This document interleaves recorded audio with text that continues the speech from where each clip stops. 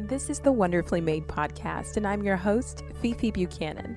On this show, I share personal experiences, narrate stories I've written to reveal truths about life and the human experience. I also share lifestyle improvement tips in bite-sized episodes, so you can listen during your commute, in the office, or in the comfort of your own home. My desire is that every time you listen, you are reminded that you are wonderfully made. Hey everyone, thank you so much for tuning into another episode. And if you've been enjoying this show, I would love it if you could take a moment to leave a review.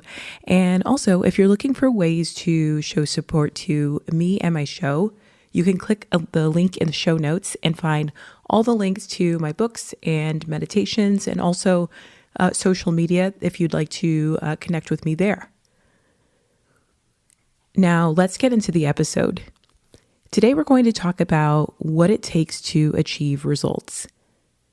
I recently came to the conclusion that it may be really obvious to some people, but there is this popular fitness influencer that I follow on YouTube, and she's really made it possible for me to get like 15 to 30 minute workouts in on almost a daily basis. And I love it for when I'm on the go and I don't feel like leaving home, or I'm just really not up for being in a gym environment. And I've gotten better about choosing my workouts according to where I am in my cycle. So I try to balance cardio, strength training, intervals, and rest days. Well, recently I was watching one of her day in the life blogs and saw her in the gym doing her workout. And then she started with the run. Then she did some weight training. Then she took a break to eat. Then she headed over to the pool for like an hour-long swim workout. For me, it was just the fact that her main selling point is being able to make a difference in your health by easy home workouts. And so at first I felt like I'd been scammed. I guess I just assumed all her weight loss progress and strength came from the workouts that I was following along with. I definitely have felt myself get stronger, but I haven't quite gotten to the results I want. Well, it finally clicked for me. When these different influencers develop programs for us, whether they are for finance, time management, meal prepping, overall health, the system is meant to help you build consistency and confidence in yourself. It's really just a place to start. It's not the be-all, end-all. A person who may have previously been a victim of the vicious cycle of stopping and starting suddenly finds themselves committed to 15 to 20 minutes of sunlight or 8 cups of water or taking vitamins. It just becomes doable. Or maybe they're influenced to start saving with just $5 a day. Each of these habits do add up, but more than that, they are a starting point for testing and research. I think in the attempt to make the knowledge both digestible and easy to market, the true work required to achieve results gets oversimplified. It's really up to each of us to discover and decide what works for us and how much more we need to do to get to our goals. One person might just want to build a little rainy day fund. Another person might be saving to buy a house. Our goals may be vastly different, but building a foundation is something we all need. It's just so incredibly important for each of us to use the knowledge that comes from experts to help us to build habits and systems that help us be successful and achieve our goals. Sometimes when we feel we've tried everything, we just crave like this perfect formula, and I get it, trust me. It's so tempting to see some popular video on TikTok that will help you become a millionaire or lose 30 pounds in 2 months. But it's so important to take the guidance with care. I actually saw someone comment on a video recently and say, just remember when you try any of this advice, it's so important to do your own research. And people were replying to that person getting upset. All she said was do your research, and people were offended. I personally think there should be a healthy level of skepticism when trying anything new. If I see something saying that I should drink apple cider vinegar after my meal to lower blood pressure, my thought is, that's interesting. Let me look more into it. And then off I go to research and read and hear different perspectives. So I guess my obvious conclusion from all of this is that when I see a person successfully doing something similar to what I want to achieve, I need to always remember that it takes more than what I see to get highly sought after results. This is not to discourage you, but to encourage you, to remind you that if you haven't gotten to where you want to be yet, it's probably just going to require more research, more testing, and more endurance. I remember when I got more serious in high school about music. Every single day we had band practice. Sometimes on weekends, in the evenings. It was really the most intense during marching band season. Even with all those hours of practice with the group, I was still required to practice on my own 1 to 2 hours every single day. On top of that, I also met with a private teacher for lessons. It takes far more than most can imagine in order to achieve what others only dream of.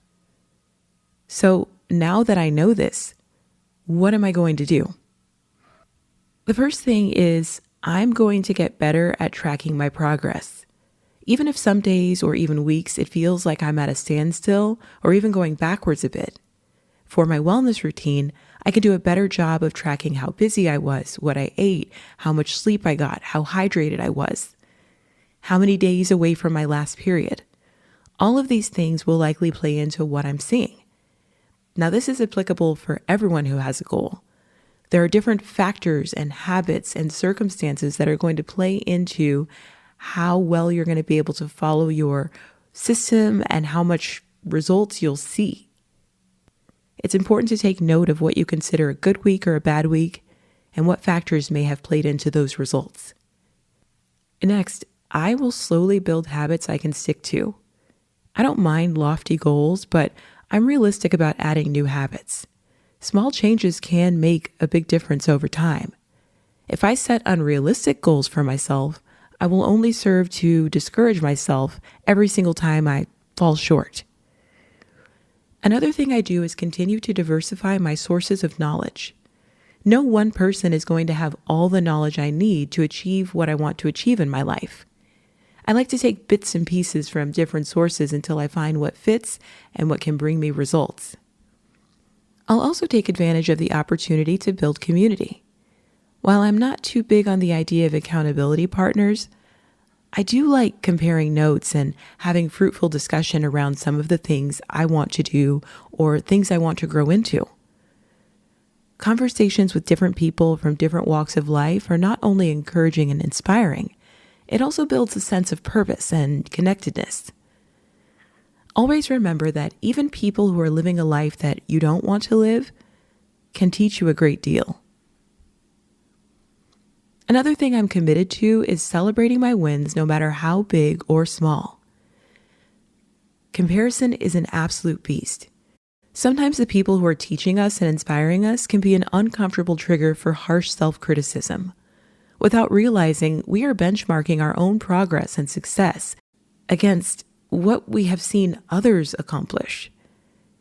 It's good to remember that a lot of these people took years or even decades to become the experts they are today. So there's no way for us to measure ourselves against them. We can only compare where we are now, where we used to be, and where we want to be. As you're finding new habits and considering your progress, here are some questions you can ask yourself. How are my habits and systems affecting my mood and overall sense of well-being? What are some of the ways I have progressed that are indirect benefits? Is what I am doing sustainable? I feel like that last question is just so crucial to be asking ourselves. The answer to these questions are not meant to feel condemning, but instead revelatory. If you don't like the answers that come from these questions, take charge. This is your life and your habits. Adjust until you feel like what you are doing feels sustainable and is likely to get you to where you need to be. In summary, I have found that the things that experts teach us are not meant to be our final system.